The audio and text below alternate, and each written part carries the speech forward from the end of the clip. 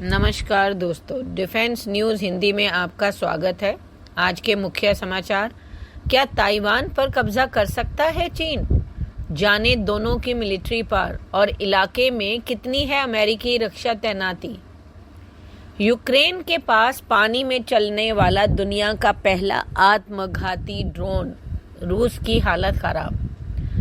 अब सीआरपीएफ नहीं करेगी संसद की सुरक्षा। 20 मई से पूरी तरह सीआईएसएफ की होगी जिम्मेवारी।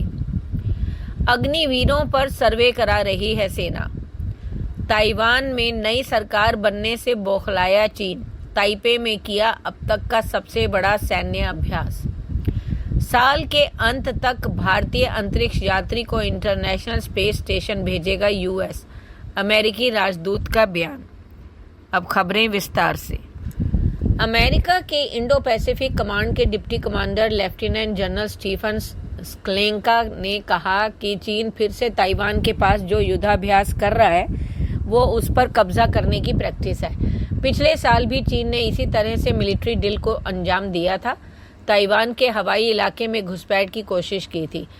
अगर चीन और ताइवान के बीच जंग होती है तो चीन की तुलना में ताइवान की मिलिट्री ताकत कुछ भी नहीं है, लेकिन हौसला और हिम्मत कम नहीं है। चाहे फाइटर जेट्स के घुसपैठ का जवाब देना हो या फिर समुद्री सीमा में से चीनी युद्धपोतों या जहाज़ों को भगाना हो, ताइवान की हिम्मत कम नहीं होती। ताइवान में अमेरिकी स्पेशल फोर्सेस के 200 सैनिक हैं जो ताइवान के सैनिकों को मिलिट्री ट्रेनिंग देते हैं। साल 2022 में यहाँ पर सिर्फ 30 अमेरिकी कमांडो थे। इन अमेरिकी कमांडो की तैनाती ताइवान के एक द्वीप पर है जिसका मुंह चीन की तरफ है।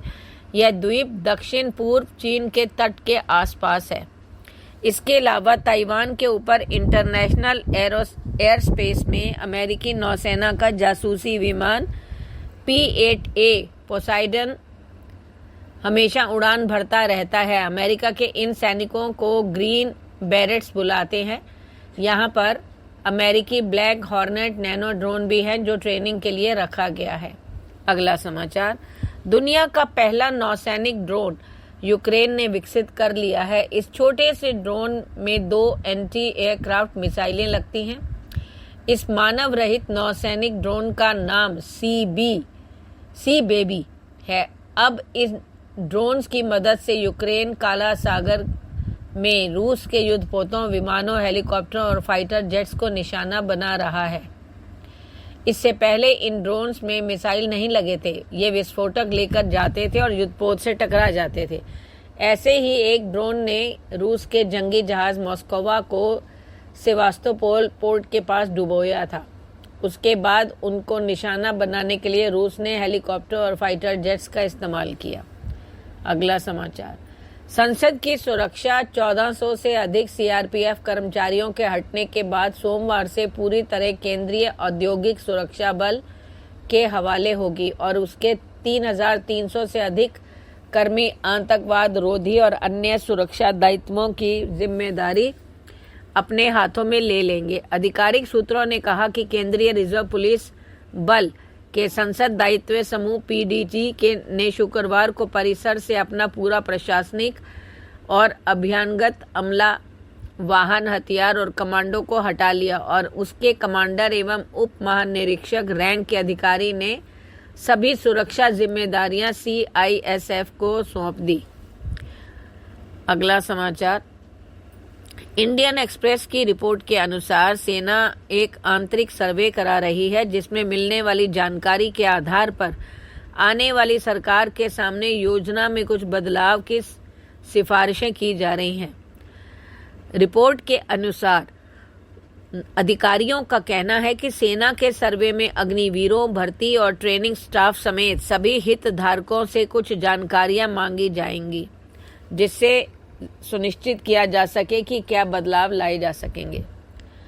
अगला। ताइवान में नई सरकार बनने पर क्यों बौखलाया चीन? लाई चिंग-ते ने सोमवार को ताइवान के नए राष्ट्रपति के तौर पर कार्यभार संभाला। अपने शपथ समारोह में उन्होंने कहा था कि चीन को युद्ध की धमकी छोड़ देनी चाहिए। लाई के कार्यभार संभालने पर चीन ने अपनी नाराजगी व्यक्त की। लाई को बधाई देने के लिए चीन न अमेरिका के विदेश मंत्री एंटनी ब्लिंकन की निंदा की। चीन ने ताइपे का समर्थन करने वाले एक अमेरिकी कांग्रेस और अमेरिका की रक्षा कंपनियों पर प्रतिबंध भी लगाया। इससे ताइवान सरकार की कुछ मुश्किलें भी बढ़ी हैं। चीनी सैन्य अभ्यास के कारण हाल ही में ताइवान में बनी नई सरकार के लिए परेशानी बढ़ गई है। विपक्षी सांसद कानून में बदलाव की मांग कर रहे हैं। इस बदलाव का उद्देश्य नए राष्ट्रपति लाई चिंग-ते की शक्तियों पर लगाम लगाना है। कानून में बदलाव की मांग के बीच मंगलवार रात हजारों की संख्या में लोग सड़कों पर उतरे। शुक्रवार को कानून में बदलाव पर आगे की कार्यवाही हो सकती है। ऐसे में प्रदर्शन दोबारा शुरू होने की आशंका है।